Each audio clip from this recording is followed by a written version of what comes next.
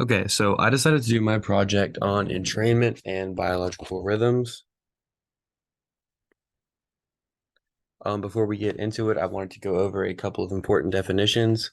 Entrainment, that's the synchronization or alignment of the internal biological clock rhythm, including its phase and period to external time cues, such as a natural dark light cycle. Unentrained rhythm, that's the natural rhythm an organism is subject to. Environmental rhythms, patterns that naturally happen as a relatively constant rate, such as the tides, the moon circling the earth, seasons, etc. And lastly, biological clocks. These are internal physiological systems that track the environmental rhythms and often tune their rhythm to the environment. And here I have a chart that I thought well illustrated rhythms, circadian rhythms as well. You can see over time these organisms are exhibiting the same types of behaviors roughly in a pattern. So the question I wanted to address was, how do entrained organisms continue to exhibit somewhat normal biological rhythms in a stable environment with no external cues for setting rhythms? I got this question in lecture 10. I thought this chart from that lecture illustrated my question pretty well. These squirrels in this experiment were given constant conditions, yet somehow they were able to maintain pretty constant, even though it was a little bit of variation, but pretty constant hibernation activity cycles. And I was curious as to how, when the external environment was constant. So the answer is that there are several ways organisms are able to continue to generate biological cycles. The one I have chosen to focus on is the circadian rhythm.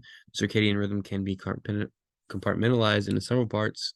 The first is the SCN, or suprachiasmatic nucleus, which is specific to mammals, a bilateral structure located in the anterior part of the hypothalamus. It is the central pacemaker of the circadian timing system.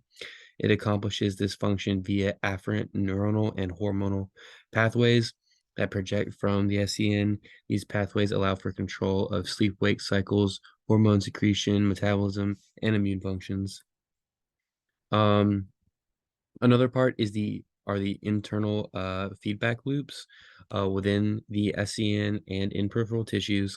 There are molecular feedback loops involving clock genes and their protein products. Some of the most important clock genes I have listed here. You can see them on this chart as well and how they interact.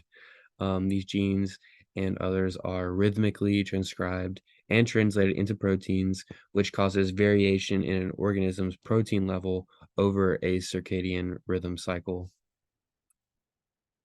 And the last part I wanted to talk about was the post-translational modification of these proteins we just talked about. The activity, stability, timing, and strength of clock proteins are regulated post-translational modifications. These include phosphorylation, ubiquitination, and acetylation. All of these modifications are responsible for the fine-tuning of the circadian rhythm. And you can see some of the other modifications here on this chart as well. Yeah, I think that's it. Thanks for watching.